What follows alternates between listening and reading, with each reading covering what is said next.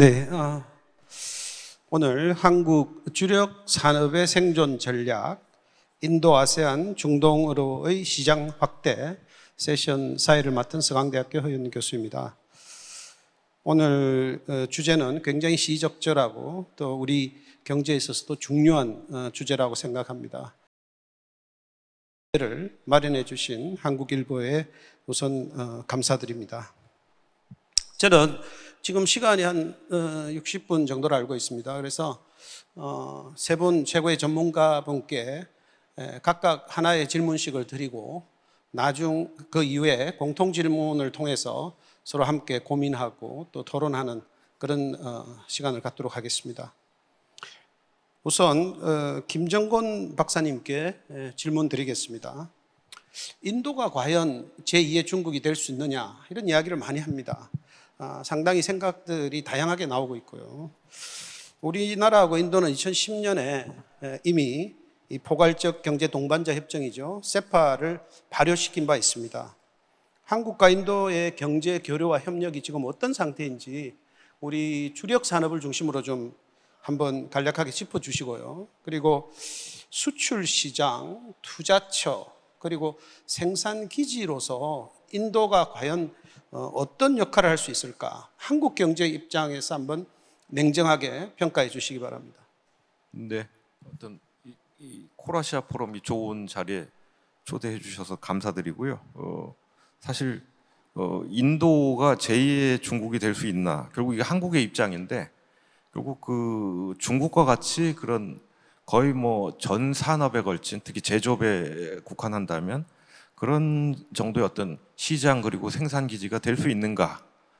뭐 여러 가지 제2의 중국이라는 게 여러 가지 의미가 있겠습니다만 일단 그 답부터 말씀을 드리면 사실 인도가 G3 그러니까는 세 번째로 경제 규모가 큰 나라가 될 가능성은 매우 높습니다.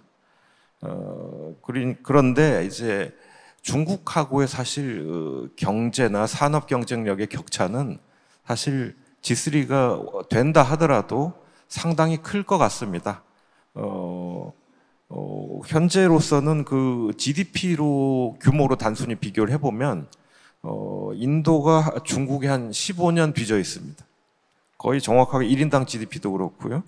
그래서 GDP로만 보면 1인당 GDP 같은 경우에는 한 중국이 인도의 한 5배 됩니다. 인도는 이제 최근에 2,000을 넘었고 중국은 뭐 12,000 이렇게 될 겁니다. 그런 정도의 격차가 있고 사실 무역 규모로 봤을 때는 수출로만 보면 중국이 한 인도의 8배 이렇게 됩니다. 그리고 그 경제 총부가 가치에서 제조업이 차지하는 비중도 사실은 인도가 중국에 비해서 훨씬 낮고요. 뭐 그런 측면을 보면 사실 이 G3가 된다 하더라도 인도가 어떤 그 시장으로서 그리고 생산 기지로서 역량은 중국하고 격차가 당분간은 상당히 있을 것 같고요. 그렇지만은 사실 지금의 인도 상황을 보면 여러 가지 그 거시경제 안정성이라든지 또 그 시장의 규모 그리고 인구의 어떤 그 연령, 그러니까 평균 소비자 연령이 뭐 인도가 29세, 30세 그래요. 근데 중국은 이미 40세 정도 되거든요. 그러니까 이런 차이, 이런 측면 그리고 인도 정부의 어떤 그런 그 특히 그 모디 총리의 그 강한 정치력 그리고 일관성 있는 어떤 시장 친화적인 정책 이런 것들은 상당히 인도의 미래를 밝게 하는 요소입니다. 그래서 현재 상황을 본다면은 사실 인도가 우리 입장에서 보면 뭐 시장이나 생산 측면에서 중국을 뭐 대체한다 뭐 이렇게 생각하는 분들은 별로 없으시겠지만 그렇다기보다는 이 중국에 이은 중요한 개도국 시장 그리고 생산 기지로 올라갈 가능성은 상당히 있다. 그런 측면을 우리가 고려해야 될 것 같아요. 특히 이제 인도가 이제 경제적인 잠재력도 큰 나라지만 사실 최근에 이 미중 갈등 하에서 이 인도의 그 전략적 중요성이 굉장히 높아지면서 사실 그동안 인도가 생각할 수 없었던 그런 예를 들면 반도체 같은 분야에서도 외국인 투자, 미국이라든지 일본 같은 데서 투자라든지 협력이 적극적으로 들어오고 인도 역시 이에 발맞추어서 굉장한 정부 자원을 투입하고 있습니다. 이런 것들을, 그러니까 인도의 어떤 국내 경제, 정치 상황 그리고 대외적인 상황이 상당히 그 인도에게 유리하게 전개되고 있다 이렇게 말씀드릴 수 있고, 그런 점에서 한국에서도 상당한 의미를 갖고 있는 나라다 생각이 들고, 그동안 한국과 인도의 무역은 사실 뭐 투자도 그렇지만 뭐 인도 그리고 한국 두 나라의 잠재력을 감안하면 꽤 좀 부족한 편이었다 이렇게 요약을 할 수 있을 것 같고요.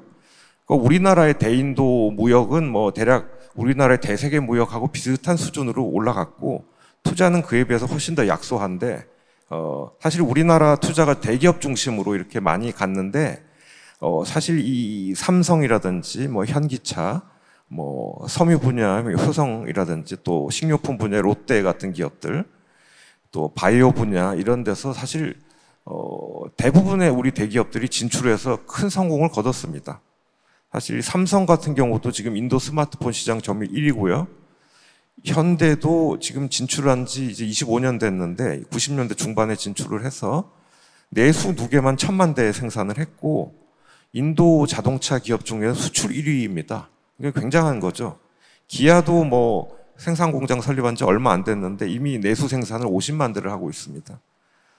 근데 이제 뭐 잘 아시겠지만 인도에 대해서는 여러 가지 뭐 무역 장벽이라든지 뭐 비관세 장벽 이런 것들 또 국내 규제 애로 사항 때문에 사실 이 경제 교류가 그렇게 활발하지 않았다고들 평가되고, 뭐 더 중요하게 제가 꼽는 거는 이 두 나라가 뭐 역사적인 뭐 이유라든지 지리적인 이유라든지 해서 서로에 대한 관심이나 이해 자체가 별로 없었기 때문에 교류 자체가 적극적으로 이루어지지 않으면 이런 것들을 좀 말씀을 드리고 싶습니다.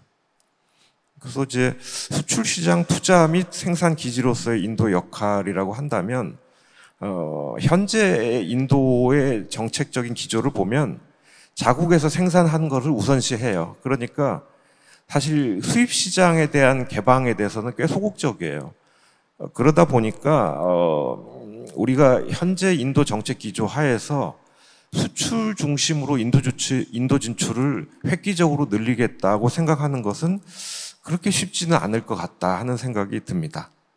다만 최근에 이제 국제 동향을 보면 그런 예를 들면은 뭐 미국이나 유럽의 협력사들이 한국 기업에 그런 부품을 납품하는 기업들에게 야 너희들 인도 우리랑 같이 따라와서 생산 좀 해봐 라든지, 아니면은 기업이 자체적으로 인도에 대한 시장 관심이 갑자기 높아진다든지 이런 전형적인 좀 양상들이 많이 보여요. 그래서 그런 점에서는 우리 기업들의 인도에 대한 관심은 좀 높아지고 있다는 생각이 들고, 투자의 경우는 사실 인도 진출에 있어서 가장 중요한 어떤 경로가 될 것 같은데, 특히 투자의 경우는 인도의 정책 기조에 따라서 움직이는 것이 굉장히 그 가장 합리적인 방법 중에 하나가 아닐까 생각이 들고요. 그래서 인도가 지금 뭐 반도체 포함한 전자라든지 자동차, 재생에너지, 뭐 의료기기, 식품 가공, 배터리, 뭐 그리고 전자상거래까지 이런 분야에 대해서는 정부가 적극적으로 육성을 하고 있거나 시장이 커지고 있어요.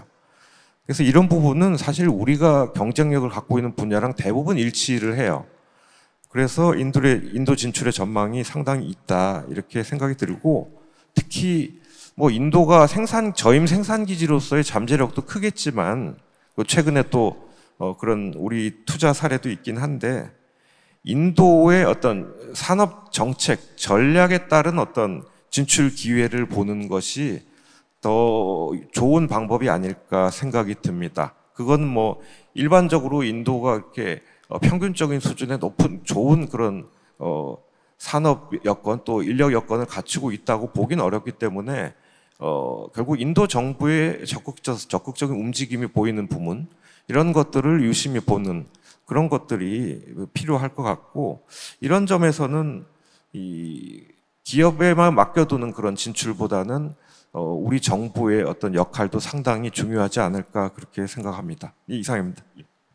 예, 감사합니다. 김종건 박사님께서 아주 질문에 대해서 상세하게 잘 짚어주셨습니다. 그 인도라는 나라가 아직은 중국을 대체하기보다는 그 중국에 이어서 중요한 시장이고 또 중국에 이어서 중요한 생산 기지로 올라서고 있다. 이렇게 평가해 주셨습니다. 그리고 인도의 여러 가지 지금의 지경학적 또 지정학적 국제 상황에서 인도의 전략적 가치가 상당히 급상승하고 있다. 그래서 만약에 그런 게 없다면 인도가 과연 미국이나 일본으로부터 반도체 관련해서 여러 가지 투자나 협력을 받을 수 있을까라고 하는 말씀도 해주셨습니다. 아울러 우리가 인도는 여전히 좀 가까이 하기에 먼 당신이 아닌가. 그래서 우리 기업들이 인도에 대해서 관심을 보이다가도 몇몇 정말 주요 기업들 빼고는 대부분 인도의 진출이 그렇게 빠르게 또는 뭐 우리가 기대하듯이 증가하거나 상승하는 그런 것들을 볼 수가 없습니다. 그거는 이제 관심과 이해 부족이고요. 특히 인도가 굉장히 관세가 높습니다. 자동차도 그렇고요. 그 다음에 비관세 장벽들, TBT, 그러니까 기술 장벽들도 높고요. 그리고 투자를 하고 나면 여러 가지 애로사항들이 있습니다. 그래서 우리 김정건 박사님 말씀대로 이런 영역에는 우리 정부의 도움이 필요하지 않나. 그리고 인도의 산업정책 변화도 관심 있게 지켜볼 필요가 있다라는 취지의 말씀을 해주셨습니다. 감사드리고요. 다음은 중동 문제 전문가이신 김수환 교수님께 질문 드리겠습니다. 아시다시피 우리나라는 아랍에미레이트하고 최근에 TIPF죠. 무역 투자 촉진 프레임워크죠. 그리고 세파 그 포괄적 경제 동반자 협정입니다. 타결했습니다. 그죠? 내년에 아마 내년 상반기에 아마 발효할 걸로 생각하고 있는데요. 또 최근 사우디아라비아를 미래지향적 전략 동반자 관계로 서로의 관계를 격상시켰습니다. 그래서 뭐 중동 지역이다 이렇게 이야기하면 상당히 광범위하다는 생각도 들지만요. 중동과 한국의 그동안의 무역과 투자 관계에 있어서 어떤 일정한 흐름이나 패턴을 관찰할 수 있는지 우선 여쭙고 싶고요.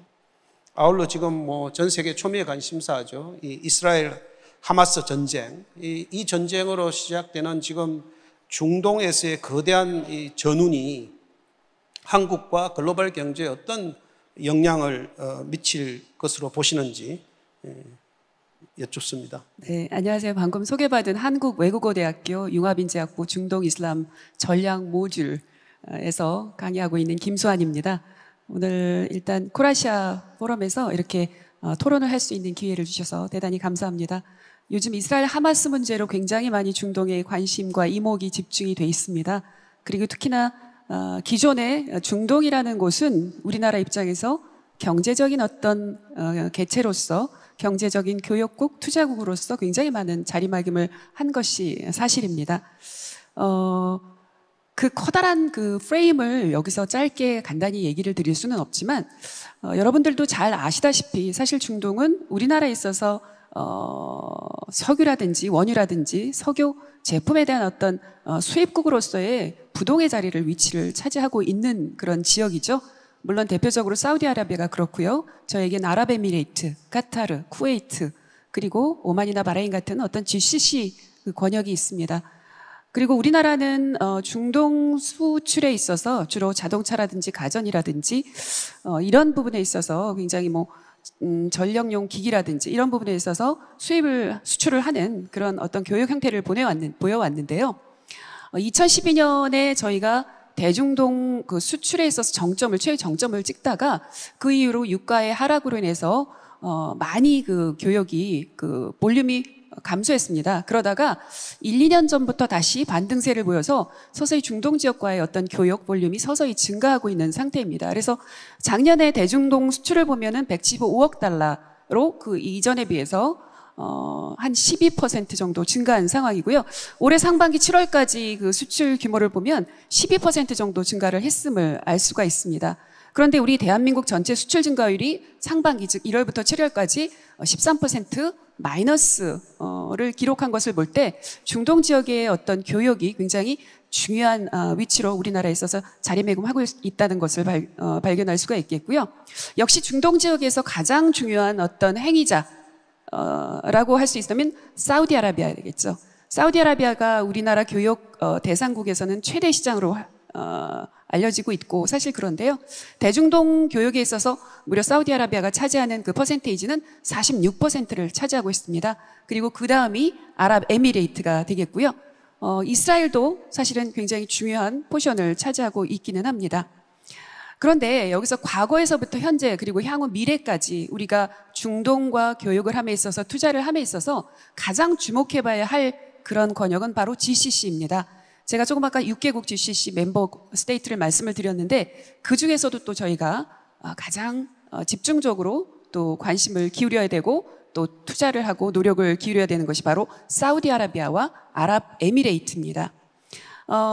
우리 허윤 교수님께서 말씀해 주셨다시피 아랍에미레이트가 올해 초 윤석열 대통령이 그 아랍에미레이트를 방문을 하고요. 그리고 거기서 아랍에미레이트 한국 또 정상회담 이후에 여러 건의 MOU 그리고 약속받은 투자액이 무려 300억 달러입니다. 약 40조 원 규모죠. 그리고 이제 이번 달에 14일이죠. 10월 14일에 세파 전략적 동반자 관계를 체결을 했기 때문에 향후의 아랍에미레이트와 더 많은 어떤 그 무역 투자 그리고 교역에 대한 어떤 밝은 미래를 볼 수 있지 않을까라는 생각을 합니다. 그래서 아랍에미레이트 같은 경우는 이제 사우디아라비아도 마찬가지고 그 국보펀드가 있어요. 그래서 아랍에미레이트 같은 경우는 국보펀드가 여러 개 있는데 그 중에 무바달라라는 그 국보펀드가 있죠. 그 국보펀드하고 같이 또 이제 투자 유치나 협력 관계를 해외 공동 투자를 지금 확대를 하고 있는데요. 금년에 5월에 아랍에미레이트 국부펀드 무바달라를 비롯해서 7개 기관이 한국을 방문한 바 있습니다. 그래서 약 20억 달러 규모의 어떤 투자 그리고 투자에 대한 어떤 실무 토론이 굉장히 심도 깊게 이루어진 걸로 알고 있습니다. 그리고 또 아랍에미레이트가 이번에 그 포괄적 경제 동반자 협정을 타결함으로써 물론 뭐 수출 관세 철폐로 자동차라든지 부품이라든지 의약품, 화장품, 식품, 식료품 그리고 뭐 농축수산물 전방위적으로 굉장히 어떻게 보면 중동 지역에 진출할 수 있는 발판을 마련했다라고 평가를 할 수가 있겠고요.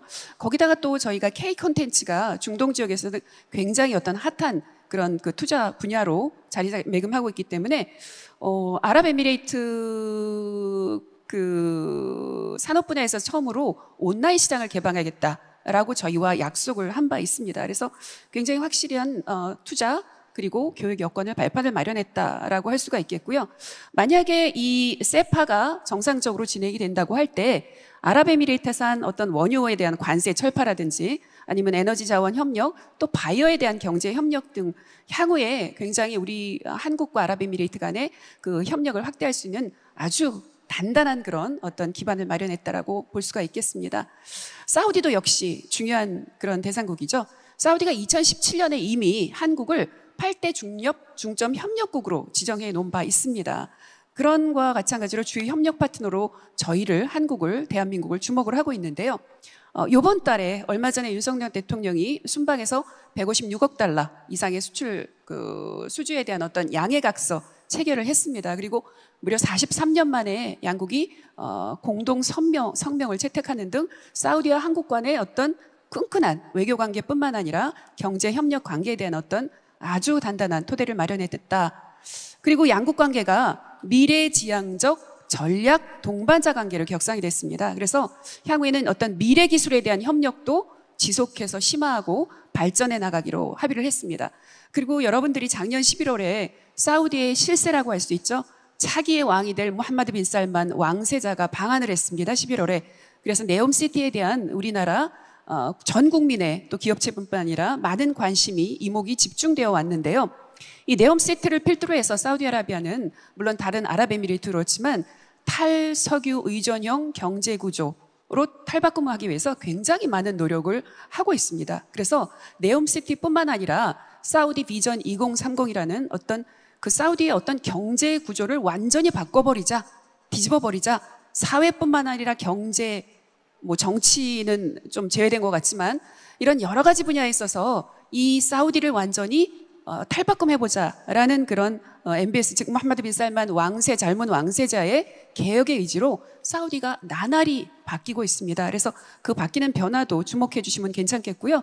네옴시티뿐만 아니라 사우디아라비아는 그 외에 끼띠아 프로젝트라든지 뭐 킹 압둘라 파크라든지 이런 여러 가지 메가 프로젝트를 계속 연이어서 발표를 하고 있습니다. 그렇기 때문에 여기에 대한 관심이 집중을 하게 되겠고요. 그렇지만 이러한 좋은 여건과 좋은 상황에도 불구하고 저희가 유념을 해야 될 부분이 있습니다. 아무래도 한국과 중동, 특히 산유국과의 어떤 무역이나 투자 패턴에 있어서 가장 결정적인 역할을 하는 것은 바로 유가입니다. 그래서 사우디아라비아가 사우디 비전 2030을 통해서 경제 다각화 이런 움직임을 보이는 것은 결국 포스트 오일 에러, 즉 석유가 고갈된 이후에 그런 시대를 대비하자는 그런 노력이기 때문에 결국은 석유 의존형 경제 구조를 완전히 바꿔버리자라는 그런 의도인데 아직은 유가로 인해서 경제의 수입에, 재정 수입에 약 사우디 재정 수입의 70%가 유가로 인한 그런 수입 구조거든요. 그렇기 때문에 유가를 결코 무시할 수 없다. 그래서 일례로 그동안 사우디나 또 아랍에미리트 마찬가지고 건설 분야에 있어서 그런 계약이 있었는데 그 팬데믹 이후에 그런 유가가 굉장히 하락함으로써 이 투자 패턴이 굉장히 그 프로젝트가 연기되거나 취소되는 그런 상황들이 있었어요. 그래서 이렇게 중동, 대중동 교역이나 추대에 있어서는 유가를 상당하게 유가의 변동을 민감하게 살펴보셔야 될 것 같다라는 말씀을 드리겠고요. 또 두 번째로 중동에 있어서 교역이나 투자를 하실 때 유념해야 될 부분은 결국은 이 산유국에서 주로 GCC 국가는 절대왕정이거나 입헌군주제입니다. 즉 왕이 모든 결정을 하거나 왕실에 있어서 왕족에 있어서 결정, 디시전 메이킹을 하는 그런 사례가 많기 때문에 결국 투자를 유치하는 주체나 아니면 합작 투자를 참여하는 주체 그리고 또 무역을 하는 주체가 결국은 재정을 담당하는 공공 부분이 되겠습니다. 그래서 사우디아라비아는 대표적으로 그 PIF라는 국부펀드가 있고 아람코 있죠. 그래서 해당 재정을 결정하는 것이 결국 유가입니다. 현재는. 그래서 유가의 어떤 추이를 잘 살펴보셔야 될 것 같고요. 그럼에도 불구하고 중동 시장이 굉장히 여전히 미래 매력적인 이유는요. 중동은 높은 인구 증가율을 보이고 있습니다. 제가 알기로는 저희 대한민국은 작년에 합계 출산율이 0.7로 알고 있습니다. 그런데 아직도 이 중동 지역은 2.7에서 3입니다. 그렇기 때문에 계속 인구가 증가하는 굉장히 좋은 마켓이다. 시장이라고 볼 수 있겠고요. 중동이 또 K-컨텐츠, 즉 K-컬처, 한류 시장이 굉장히 급성장하고 있는 곳이기도 합니다. 그래서 저희의 K-컨텐츠를 수출하기에 굉장히 적기이다라고 말씀드릴 수 있겠고요. 또 이제 탈탄소 실현을 위해서 사우디 네옴시티, 또 기가 프로젝트 본격화하고 있고 또 COP27 개최국인 아랍에미레이트를 필두로 해서 수소라든지 전기차라든지 원자력 이런 에너지 믹스가 굉장히 활발하게 진행되고 있고요. 또 이 GCC 국가를 비롯해서 그 중동 정부나 산업에 있어서 디지털을 적극적으로 추진을 하고 있습니다. 그래서 식량 안보를 위해서 스마트팜이라든지 이런 수요가 굉장히 늘어나고 있고요. 또 이 중동 시장이 매력적인 게 최대 방산 시장으로서의 그 수요가 굉장히 매력도가 높다는 사실입니다. 그래서 아마 다음 세션에 K 방산에 대해서 세션에 준비되는 걸로 알고 있는데요. 2013년부터 2022년까지 대중동 무기 수출액이 5배가 증가를 했습니다. 그래서 여러분이 잘 아시다시피 뭐 K9 자주포라든지 천궁2라든지 뭐 천무라든지 이런 저희가 개발한 그런 대한민국 자체 개발한 그 무기들이 중동 시장에 있어서는 굉장히 매력적이다. 참 한편으로는 아이러니인데요. 중동 시장에 이스라엘 하마스라든지 아니면 팔레스타인 혹은 다른 이런 중동 시장의 갈등이 일어날 때마다 즉 안보의 불안이 발생할 때마다 이런 대한민국의 대중동 무기 수출은 굉장히 증가하고 있다라는 추세를 말씀드릴 수가 있겠습니다.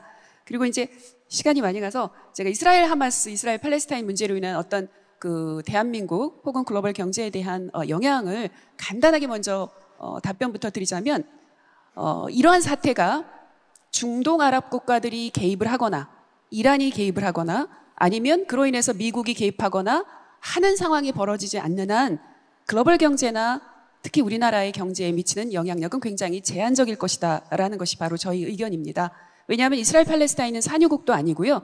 이스라엘이나 팔레스타인 양자가 이스라엘 같은 경우는 작년에 저희가 대이스라엘 수출 규모가 21억 달러밖에 되지 않습니다. 굉장히 우리나라와 그 무역 규모에서 차지하는 볼륨이 굉장히 포션이 작을 뿐더러 그렇기 때문에 만약에 이란이 개입하거나 아니면 거기에 따라서 미국까지 개입하는 어떤 확전 현상이 일어난다면 그것은 굉장히 심각한 문제가 될 수 있지만 그렇지 않은 상태에서는 우리나라에 있어서는 또 글로벌 경제에 있어서는 유가가 그렇게 사실 이 하마스 사태 이후로 유가가 최대 7%까지 올랐다가 지금은 다시 하락하고 있는 상황이거든요. 안정세를 보이고 있기 때문에 그렇게 커다랗게 큰 영향은 미치지 않을 것이다라는 것이 저희 개인적인 영향입니다. 감사합니다.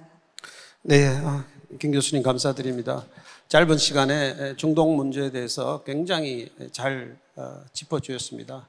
특히 그 중동과 우리와의 관계를 볼 때 유가의 추이를 중심으로 살펴보는 게 굉장히 중요하다라는 말씀 해주셨고요. 또 사실 김 교수님 말씀 들으니까 제2의 중동 붐에 대한 기대도 생깁니다. 과거에 우리 첫 중동 붐이 건설을 중심으로 일어났다라고 하면 지금은 건설 플러스 우리가 상당히 경쟁력을 가지고 있는 뭐 반도체, 배터리, 바이오, 방산 그리고 말씀드린 K 컨텐츠 그리고 디지털 온라인 상품들까지 상당히 다양한 그런 상품과 또 서비스를 중심으로 우리와 중동이 협력 관계를 유지할 수 있지 않을까 하는 기대를 갖게 되었습니다.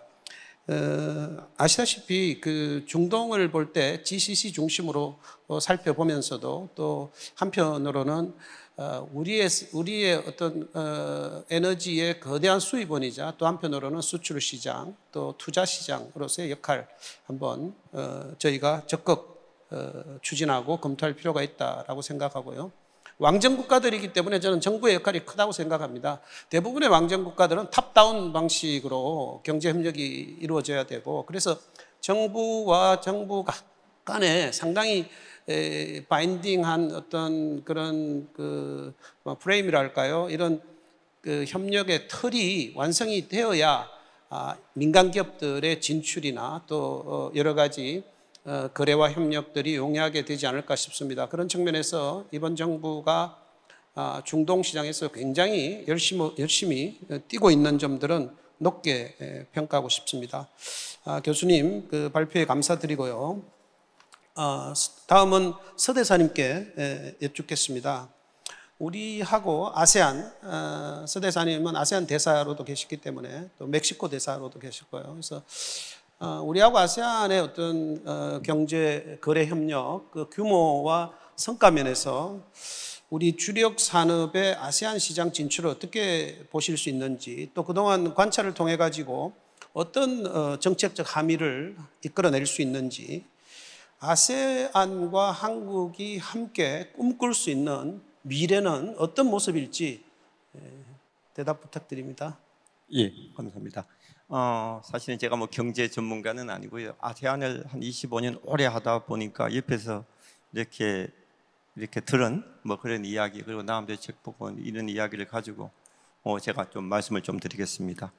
먼저 우리 한국하고 아세안은 서로에게 매우 중요한 그 경제 파트너입니다. 그래서 모든 통계를 보시면 얼마나 중요한지 알 수 있습니다. 그리고 아주 아세안 시장은 우리에게 아주 효자 이제 시장이고요. 그래서 사실은 계란을 한 바구니에 담아 놓지 말라는 투자가의 오랜 그 격언이 있습니다. 그래서 그 아세안하고의 협력은 외교 다변화, 경제 다변화 뭐 그런 의미도 있다 이렇게 보겠습니다. 그래서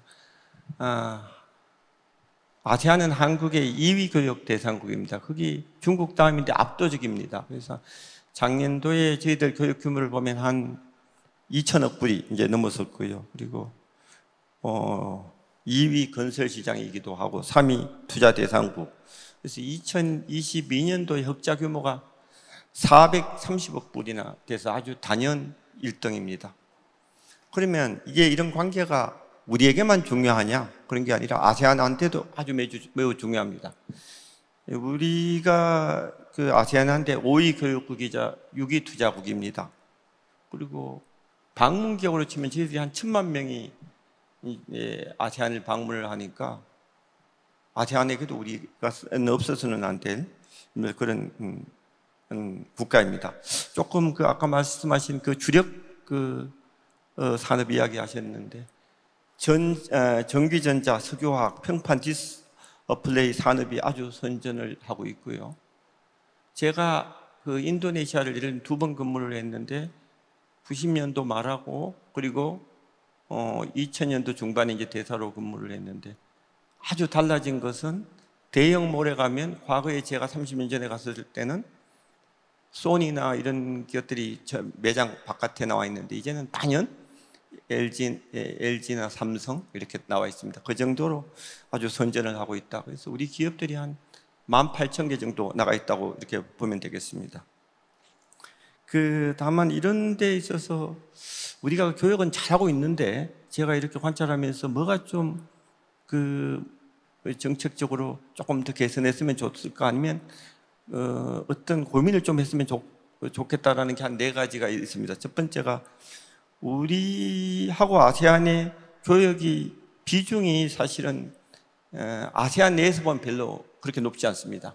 순위로야 뭐 한 5위라고는 하지만 실제적으로 아세안 내의 교역에 차지하는 비율을 보면 한 5% 정도밖에 안 됩니다. 그래서 요거는 조금 더 높일 수 있지 않을까? 뭐 이런 것들. 그리고 두 번째는 한국과 아세안 교역 구조가 자본재, 즉 설비하고 중간재, 부품, 원자재 중심으로 구조가 되어 있습니다. 그래서 우리의 아세안 수출품 보면 중간재가 한 85%, 그리고 자본재가 9.5%, 소비재가 4.8% 정도 밖에 안 됩니다. 그래서 조금 우리가 이 소비재 분야에서 조금 확대 여지가 있지 않을까 이런 것들도 좀 엿보입니다. 물론 우리가 중간재 수출 이게 우리 대기업의 대기업들 간의 어떤 내에서의 어떤 교육이기 때문에 그게 뭐 어떻게 나쁘다 이렇게 말하는 것이 아니라 조금 더 딴 측면을 바라봤으면 좋겠다 이런 말씀이고요. 셋째는 우리의 대아세안 교육이 주로 자본재 및 중간재 중심의 재화 중심이니까 요새는 모든 제품들이 다 서비스 업이 이제 다 서비스화가 트렌드가 돼 있는데 조금 아세안에 일어나고 있는 디지털 서비스 붐 뭐 이런 것들 그런 기회를 좀 활용할 수 없을까 이런 생각을 좀 한번 해봤습니다. 특히 아세안은 현재 한 50여 년 통합을 하고 이랬지만 아날로그 시대 경제에서 3분 구조가 되어 있습니다. 싱가포르, 말레이시아 처럼 1그룹이 있고 태국처럼 2그룹이 인도네시아, 필리핀, 베트남 뭐 이 정도 있고 3그룹이 캄보디아, 라오스, 미얀마가 있는데 지금 디지털 시대를 진입하고 있는 지금도 그런 구조가 비슷합니다. 그래서 우리가 그런데 무슨 여지가 있지 않을까 이런 생각을 좀 한번 봅니다. 네 번째는 우리의 대아세안 교육 투자가 베트남이 한 40%, 50%, 40% 이 정도 됩니다. 그래서 베트남이 뭐 중국은 아니겠습니다만은 뭔가 이걸 갖다가 플러스적으로 베트남 플러스 알파 이렇게 동남아에 혹시 뭐 국가가 없는 건지 이걸 좀 살펴볼 필요가 있다. 그래서 올해가 인도네시아 수교 50주년이고 그래서 인도네시아나 아니면 좀 더 광범위하게 쳐다볼 수 있는 그런 게 없을까. 그리고 이제 한국과 아세안에 걸어가는 미래에 대해서 좀 말씀을 좀 드리면 지금 교육이 한 2천억 불인데 한 3천억 불로 이제 늘리면 지금의 중국 정도 교육의 비율이 되지 않을까 그런 거. 그래서 아세안이 미래가 밝다 이런 거는 몇 가지로 말씀드렸는데 첫 번째가 향후 20, 30년 동안에 인구 보너스 효과가 있을 거고 두 번째가 빠른 도시화가 있습니다. 그리고 마지막은 디지털 경제 규모가 2030년 1조 불에서 2조 불까지 된다. 그래서 이런 기회를 잘 잡아야 되겠다 그런 생각이 듭니다. 그래서 그러면 이런 기회를 어떻게 잡아야 되느냐? 조금 그 아세안이라는 지역기구 전체를 보는 판아시아 전략 이런 것들을 좀 하고 결국은 미국이나 EU 기업들도 다 그렇게 많이 하고 있는데 우리 기업들은 한 10% 내외가 그렇게 하고 있습니다. 그런 거를 좀 봐야 될 것 같고 그리고 역시 아세안이 다양하니까 개별 국가적인 양자적인 그것도 계속해 나가되 그 중간에 그 메콩 국가나 해양 국가들 대상으로 한 소지역 협력 뭐 이런 것들을 좀 입체적으로 가면 우리가 조금 그 전체를 아세안을 대할 때 숲을 보고 나무를 보고 그 뒤에 군락을 보는 이런 전략이 되지 않을까. 그래서 이를 위해서 정부, 기업, 그리고 우리 관, 이제 학계 뭐 이런 데서 좀 총체적으로 우리 지혜를 모아야 되지 않을까 이런 생각이 듭니다. 감사합니다. 예, 감사합니다. 서 대사님 지난 20년 이상 외교관으로서 활동하시면서 또 아세안을 지켜보시면서 경험과 관찰에서 우러나오는 통찰력 있는 그런 답변을 해주셨습니다. 특히 저는 그 정책적 함의 몇 가지 해주신 게 참 인상 깊은데요. 사실 베트남이라고 하는 나라가 말씀하신 대로 아세안에서 지금 거의 핵심적인 그런 영역을 차지하고 전체 교육에서도 한 40% 일어나고 있습니다. 그런데 베트남이라는 나라 굉장히 특이한 나라입니다. 농업 위주로 있다가 지금 바로 서비스 산업 위주의 경제로 바뀌었고 베트남 자체는 기술 기업이 하나도 없습니다. 베트남 뭐 시총 1위 기업이 빈그룹인데요. 빈그룹 부동산 개발하던 회사입니다. 최근에 이제 빈파스트라는 자동차 회사를 만들었죠. 하지만 엔진은 전량 BMW에서 수입하고 있습니다. 두 번째 기업도 마산이라는 기업입니다. 마산은 우리 롯데하고 조금 비슷한데요. 유통, 음료수, 백화점 뭐 이렇게 하는 회사들입니다. 그러다 보니까 당연히 아세안 쪽은 자체 기술을 가진 기업들이 없기 때문에 우리나라의 대기업이 들어가면 생산, 설비, 부품, 소재 전부 한국서 수입하는 구조입니다. 그러다 보니까 중간재가 이제 85% 이상을 차지하고 또 설비도 10% 차지하는 이런 구조가 아닌가 생각합니다. 함께 베트남 기업들, 중소기업들의 기술력을 늘릴 수 있는 방법을 고민하는 것도 굉장히 베트남이나 인도네시아 동남아 국가들로서는 중요한 국가 프로젝트가 아닌가 생각하고요. 그래서 또 말씀해 주신 것 중에 양 경제권의 경제 규모에 비해서 여전히 교육 규모는 적다. 이건 이제 GDP 가지고 계산해 보면 충분히 나오는 거고요. 그리고 이제 말씀하신 대로 그럼에도 불구하고 아세안 지역이 굉장히 지금 빠르게 디지털라이즈 되고 있습니다. 그러다 보니까 여러 가지 우리 재화의 어떤 서비스화를 결합한 그런 어떤 하이브리드형의 제품, 서비스에 대해서 우리가 좀 더 관심을 가졌으면 좋겠다라는 중요한 말씀을 해주셨습니다. 감사드립니다. 이제 세 분 토론자분께 각각의 질문을 그동안 드렸고요. 이제 공통 질문 하나 드리겠습니다. 이 공통 질문에 대해서는 뭐 순서 상관없이 준비되시는 대로 말씀해 주시면 고맙겠습니다. 아시다시피 미국 바이든 행정부 들어서서 물론 시작은 트럼프 행정부 때부터 시작된 거지만요. 근데 중국에 대해서 다자적 압박을 굉장히 촘촘하게 지금 깔고 있습니다. 아시다시피 이 주요 공급망, 핵심 산업 그리고 미래 기술에 대해서 중국을 배제시키려고 노력하고 있습니다. 범용 제품, 일반 제품은 뭐 관계 없습니다. 그러다 보니까 아시다시피 뭐 일정한 기간은 디리스킹 정도 전략적인 디커플링을 통해 가지고 가지만 단계적으로는 이런 핵심 산업에 있어서는 중국과의 디커플링을 꾀하고 있습니다. 일반적인 제품을 이야기하는 게 아닙니다. 핵심 산업, 핵심 공급망, 미래 기술을 이야기하는 겁니다. 그렇다면 이런 미국의 전략적인 디커플링이 우리 주력 산업에는 어떤 파급 효과를 미칠지 한번 전망해 주시고요. 또 미중 갈등 하에서 아세안이나 인도나 중동이나 과거와는 다른 지정학적, 지경학적 변화가 생겼다 이렇게 생각이 됩니다. 그래서 그런 최근에 급변하는 국제경제 환경, 통상 환경에서 이 지역이 가지는 지경학적인 의미 변화와 연계해서 한번 우리 주요 산업에 미칠 영향을 전망해 주시기를 부탁드립니다. 질문이 좀 길었습니다. 준비되시는 대로. 제가 먼저 하겠습니다. 나머지 전문가들이니까 제가 먼저 하는 게 좋을 것 같습니다.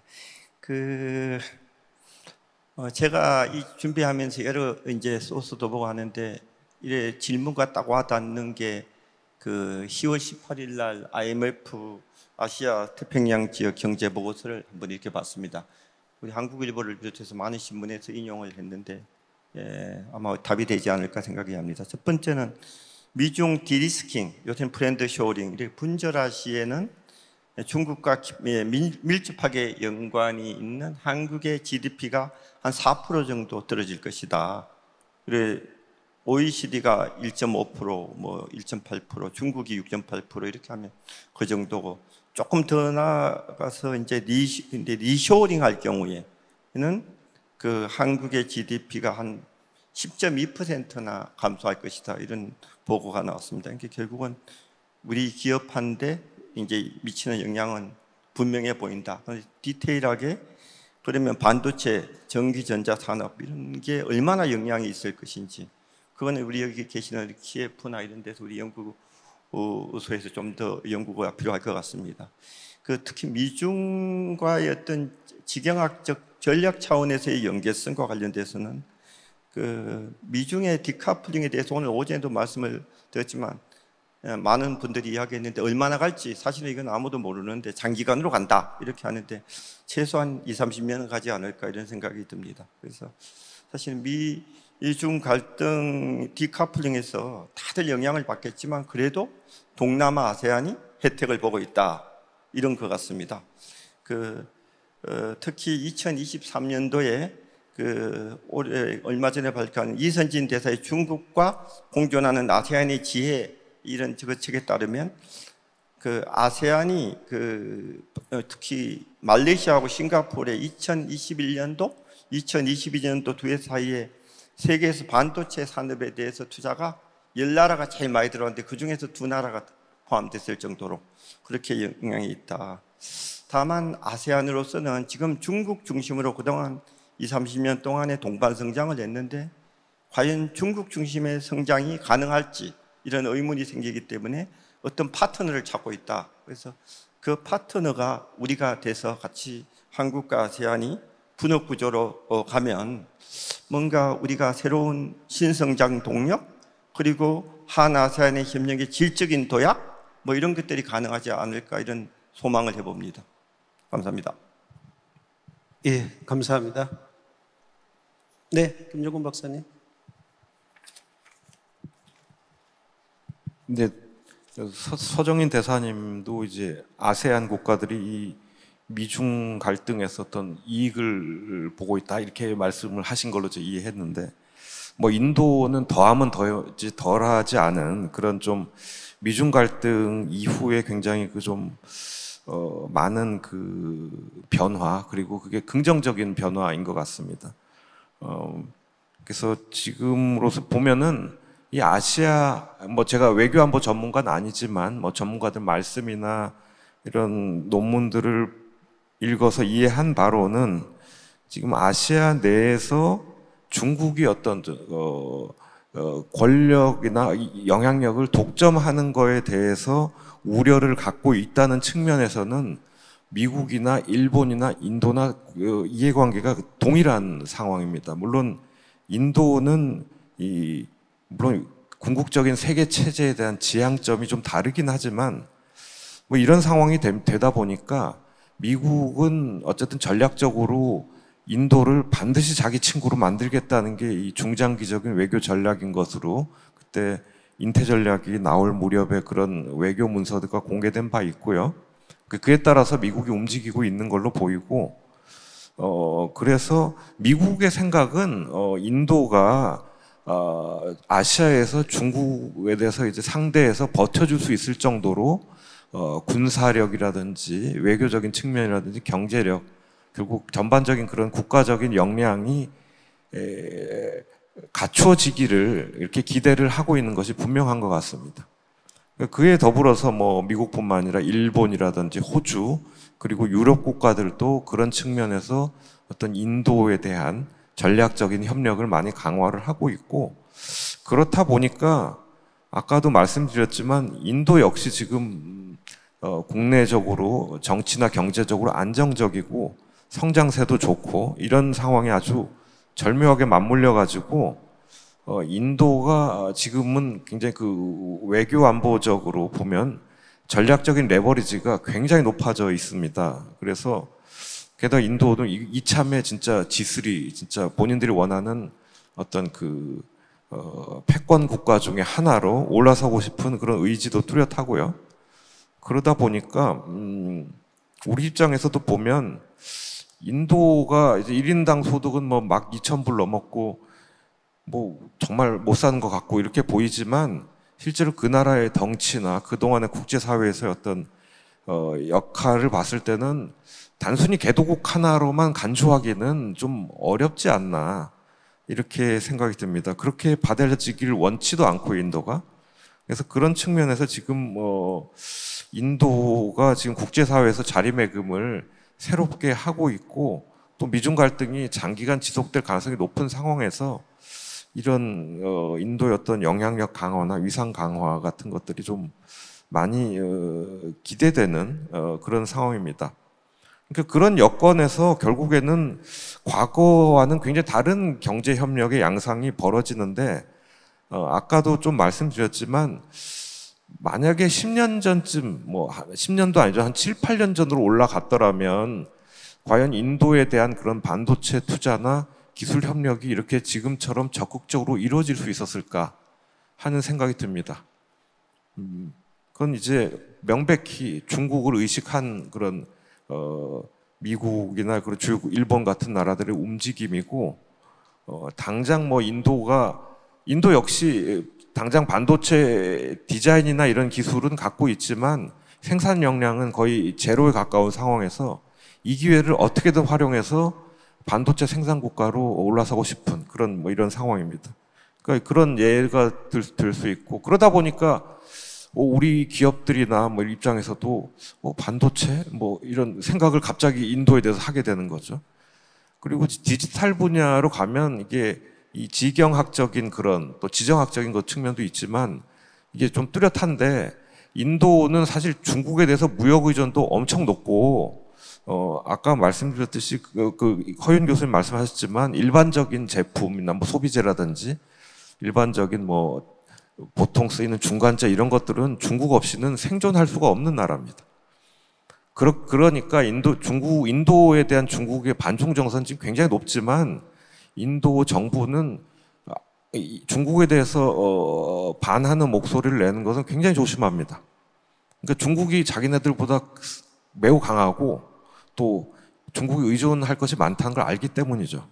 그렇지만 이제 섹터별로 보면 아까 말씀드린 디지털 쪽으로 가면 그 사이버 안보랄까 이거는 뭐 경제 차원을 넘어서 안보 차원의 관심인데 이런 것들에 대한 우려가 굉장히 적극적으로 작용을 해서 사실 IT 기업의 투자라든지 뭐 심지어 뭐 소셜 SNS 앱 이런 것도 막아버리죠. 그리고 통신기기도 중국산 쓰지 않고 심지어 국내 업체도 게임 업체도 굉장히 인도에서 잘 하는 업체인데 중국 지분 문제를 들어가지고 서비스를 여러 달 중단당한 그러니까 그런 사례들이 있습니다. 그러니까 이런 디지털 비롯해서 첨단 산업 특정 분야 같은 경우는 그 전기차도 그런 사례가 있습니다. 그 중국의 굉장히 그 메이저 전기차 업체가 인도에 투자를 하려고 했는데 인도 정부에서 국가 안보를 이유로 불승인했습니다. 그러니까 분야별로 보면 인도가 중국하고 명백히 그 선을 긋고 있는 분야들이 있고 뭐 그런 이유로 해가지고 중국의 대인도 투자가 2019년 이후로 급감을 해서 회복이 안 됩니다. 그럼 이런 상황들이 사실은 전에 없이 우리 기업들한테는 좀 새로운 기회를 만들어주는 그런 측면도 있다. 그런 예를 말씀드릴 수 있을 것 같습니다. 끝으로 말씀드리면 결국 인도는 지금 거의 우리가 개발연대 했던 거랑 좀 흡사한데 기간 산업, 뭐 중화학공업 이런 기간 산업 쪽에 자국 산업 기반을 육성한 의지가 엄청 강한데 공교롭게도 오전 세션에서도 그 말씀이 나왔던 것 같은데 우리가 그런 기간 제조업 쪽에서는 거의 경쟁력을 다 보유하고 있어요. 그러니까 우리 입장에서나 또 인도 입장에서나 상당히 그 어떤 전략적인 협력 파트너로서의 가능성이 현재로서는 상당히 있지 않나. 뭐 그거를 찾아내는 것은 뭐 기업이나 정부의 몫이겠지만은 그런 가능성이 많이 지금의 지경학적 여건 하에서 많이 나타나고 관찰되고 있다 이렇게 말씀드리고 싶습니다. 이상입니다. 네, 감사합니다. 김정원 박사님께서 그 중요한 말씀해 주셨습니다. 인도의 대중국 견제 의도 또 대중국 견제 강도에 따라서 우리한테는 새로운 기회의 창이 열리고 있고 또 열릴 수 있다라는 말씀이고요. 또 서 대사님께서 이제 미중 간의 갈등이 상당히 장기간 갈 수 있다. 저는 전적으로 동의합니다. 1990년대 초반에 소비에트와 동구권이 몰락하면서 사실 미국 중심 일극 체제에서 세계화가 급속하게 진행되었죠. 초세계화라 그러지 않았습니까? 근데 그 초세계화가 상당히 많은 문제점들을 사실은 축적하고 있었고, 그래서 2008년 글로벌 금융위기, 미국발 금융위기가 나면서 세계화는 주춤하기 시작했고, 또 트럼프 정부가 들어서면서 이제 탈세계화로 가는 그런 어떤 큰 흐름의 변화를 보였다. 그런데 그 이면에는 사실은 정치공학이 숨어 있습니다. 유권자들이 더 이상의 세계화를 원하지 않는 그런 상황입니다. 그래서 미국이나 유럽에 있어서 많은 유권자들이 자국 우선주의를 선호하게 되었고 또 내셔널리스트한 그런 자국 중심의 정치인들을 선호합니다. 그러다 보니까 이게 결국은 정치적으로 풀리지 않으면, 다시 말하면 국민들이 재세계화를 원하지 않으면 상당 기간 동안은 정당에 관계없이 경제적인 내셔널리즘, 정치적인 내셔널리즘 모두 다 강화될 것이다. 경제적 내셔널리즘의 요체는 보호무역주의하고 반이민 정책입니다. 그래서 상당히 장기간 갈 것이다 라는 생각에서 그 중요성이 굉장히 있기 때문에 질문을 드렸습니다. 이제 김 교수님께 마이크 드리겠습니다. 네네. 결국은 그러니까 미국이 이제 4차 혁명 시대에 중국이 그 주도권을 잡는 것에 대해서 근본적인 어떤 대책이 필요하다. 그래서 결국은 글로벌 밸류 체인, 즉 글로벌 가치 사슬에서 이제 중국을 배제하겠다라는 것이 이제 미국의 그 중국에 대한 디커플링 전략으로 나타난 것 같습니다. 그래서 말씀하신 대로 호은 교수님이 말씀하신 대로 이제 그 중에서 핵심 산업에 대해서 집중을 하고 있는데요. 그게 이제 5G 네트워크죠. 화웨이 같은 그런 그 중국 거래 중단 회사하고 거래 중단하는 것도 그렇고, 뭐 CNP라고 해서 클린 네트워크 프로그램, 결국은 이제 그 like-minded nations, 그러니까 뜻을 같이 하는 나라들하고 협력을 통해서 중국의 통신 장비나 뭐 인터넷 기업을 배제하겠다. 결국 이 첨단 산업에 대해서 중국 기업의 해외 진출이라든지 이제 뭐 자금 조달을 차단하겠다. 이런 것이 디커플링의 요체인 것 같은데요. 결국 우리나라는 첨단 기술에 대한 어떤 그 경쟁으로 인해서 그 부분에서 굉장히 많은 경쟁에 노출이 될 것이다. 위기에 노출이 될 것 같다고 생각을 하는데요. 결국은 이제 수출 측면에서 보면 미중 갈등의 핵심 품목인 IT, 반도체 제품이 있겠죠. 그리고 자동차가 있기 때문에 한국과 이 교육에 있어서 핵심 품목에 대한 어떤 교육의 분절화, 이런 것으로 우리가 직접적인 영향이 노출돼 있어서 굉장히 조금 위기가 아닌가라는 생각을 하고요. 또 수입 측면에서는 아무래도 원재료나 중간재를 아무래도 특정 국가 부분으로 상당 부분 수입하고 있어서 여러 분야에 있어서 분절화가 굉장히 심화될 것 같다. 이게 생산 차질 및 물가 상승 압력으로 작용할 것 같다라는 그런 생각이 들고요. 다만 이런 상황에도 불구하고 반도체나 전기차 그리고 배터리 같은 우리나라의 기술력이 높은 그런 그 산업의 경우에 미국 시장에 있어서 진출 기회가 확대될 가능성도 있지 않는가, 이런 그 미국의 디커플링 그 전략으로 인해서 그런 생각을 합니다. 반도체의 경우에 이제 애플이나 퀄컴 같은 그 미국의 빅테크 기업들이 수요가 꾸준히 늘고 있으면서 투자가 확대될 것으로 예상되고요.